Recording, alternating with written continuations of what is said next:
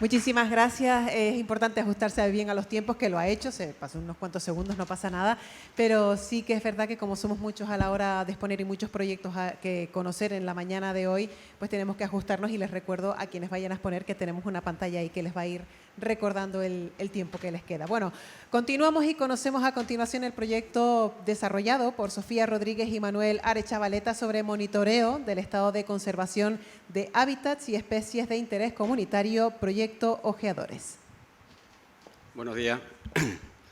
Bueno, yo les voy a hablar de otro proyecto, espero que se vea bien desde allí. Un proyecto que hemos ejecutado desde el año 2020 en el marco del programa operativo y es un proyecto experimental, pero después de 2 años y medio pues ha resultado bastante satisfactorio, ha generado más información de la que nuestras expectativas proponían, ¿no? Se basa en un monitoreo del estado de conservación, como leen en el título, de hábitats y especies de interés comunitario, que no es otra cosa que trabajo de campo. Hemos contratado un equipo de técnicos, biólogos de campo, de los de antes, que pasan la mayor parte de la jornada laboral en el campo y recaban información. Información orientada a determinar pues eso, el estado de conservación de los hábitats y de los recursos de interés comunitario en general. Coloquialmente lo llamamos proyectos ojeadores porque realmente son nuestros ojos en el campo, ojos del Gobierno de Canarias y de cualquier administración, porque este proyecto desde el principio tuvo muy buena aceptación en los cabildos insulares en los que estamos trabajando. Por el momento afecta solo a islas no capitalinas, con vocación de extenderse a Gran Canaria y Tenerife. Se puede imaginar que las tareas son muchísimas, más de las que se pueden asumir, pero por dar algunas pinceladas, una de las líneas se basa en una red de recorridos cambiante que se establece cada año y ahí se registra todo tipo de información. Al final lo que nos interesa, el dato que nos interesa es evaluar cómo van los ecosistemas o los hábitats de interés comunitario y sin perder la perspectiva del cambio climático, que en este trabajo es fundamental. Se registra todo tipo de especies protegidas, especies exóticas, se hacen inventarios de flora porque enriquece mucho la información, las carencias de información que tenemos en parte de los hábitats de interés comunitario. Hay un trabajo importante de detección de impactos, que es relevante luego para los informes seccionales que tenemos obligación de remitir a la Unión Europea, a la Comisión Europea. Como digo, una evaluación general del estado de conservación e incluso se proponen cambios de delimitación de hábitats de interés comunitario. Aquí tienen 2 ejemplos.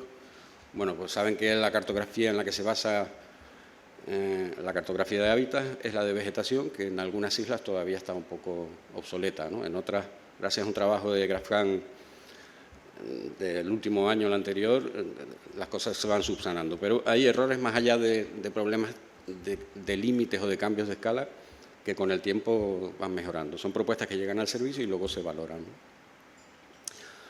Otro de los trabajos que tienen encomendados es un seguimiento a nivel de parcela, por aquello de trabajar en la escala Zoom de la que hablaba antes Ángel, inferior, que es un trabajo exhaustivo en parcelas de 20 por 20, a nivel de croquis incluso, pues, donde se determina todo, cobertura, riqueza, cualquier diversos índices de diversidad. Y son parcelas que nos van a permitir a lo largo del tiempo hacer un seguimiento de evolución y estado de conservación de los hábitats.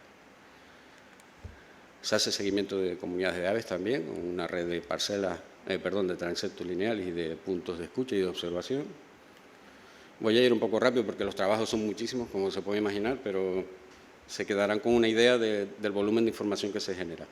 Estos son, para determinadas especies se encarga también un seguimiento más exhaustivo, al estilo del programa SEGA, que imagino que conocen muchos de ustedes, pues con los objetivos que ven a la derecha, localizar y cartografiar poblaciones, que parece mentira a día de hoy todavía para algunas especies, sobre todo aquellas de amplia distribución, pues no la tenemos afinada.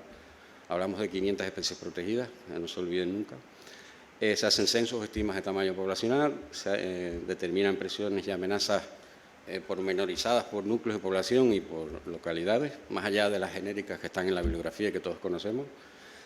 Y en general una evaluación del estado de conservación de las especies y las tendencias que están mostrando en función de los datos que se conocen de SEGA o de estudios anteriores. Aquí tienen un ejemplo de esto de Pupleurum andiense, un endemismo en Fuerteventura y Lanzarote.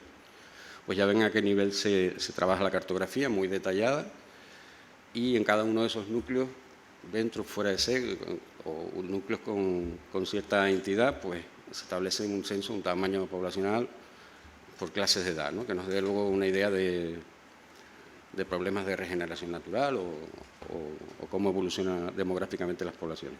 Y a veces, pues como ven abajo a la izquierda, se cartografían también los problemas. Esto es una infección por hongo incipiente, bueno, pues conviene tenerla bien mapeada para ver cómo evoluciona en el tiempo.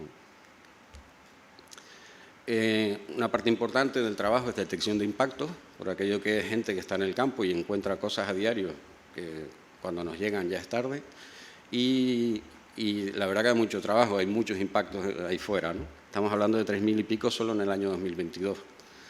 Y son impactos de todo tipo, unos más tangibles, otros menos, unos más relevantes y otros menos, pero bueno, como ven ahí, ganado guanil, basuras, escombros, gente que camina fuera de senderos, información que, como ven a la derecha, se georreferencia y se mapea. Eso es importante porque podemos dimensionarla en el espacio y podemos seguirla en el tiempo con mayor objetividad.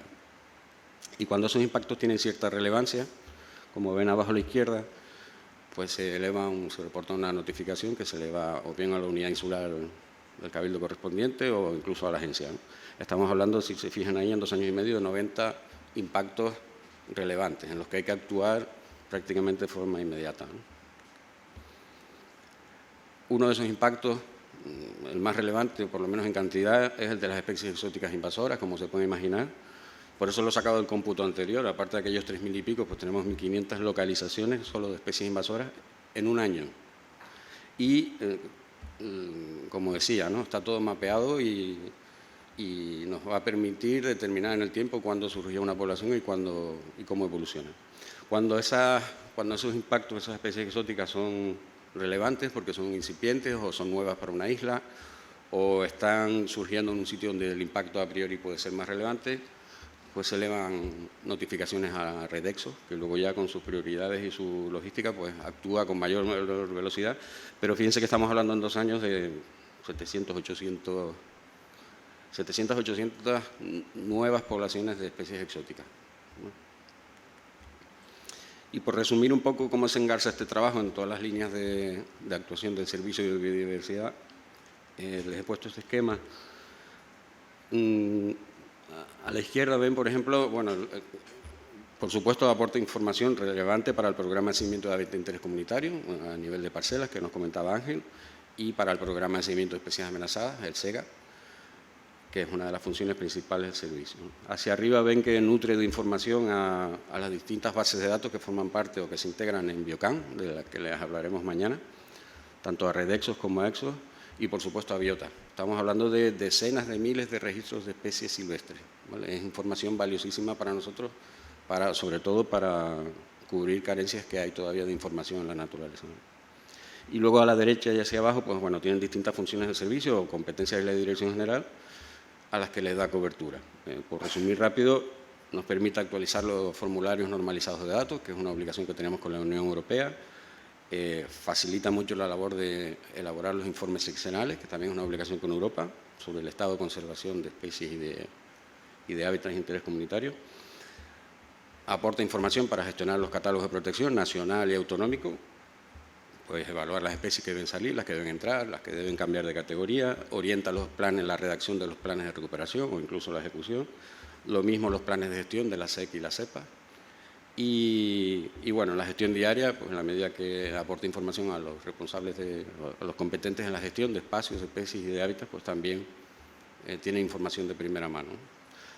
Lo dije al principio, pero quiero insistir que en los cabildos de las islas no capitalinas, que es donde hemos trabajado hasta ahora, pues el proyecto es muy bien recibido por eso, porque después de todo tienen como nosotros un equipo de biólogos en el campo. Son 2 biólogos con perfil zoológico y botánico en cada una de las islas menores. En total son 10 técnicos en el campo. Y son técnicos de GESPLAN. Este proyecto se enmarca es parte de un encargo a la empresa pública GESPLAN, que es quien pone los biólogos. Y nada más, creo que he cumplido con el tiempo. Muchas gracias.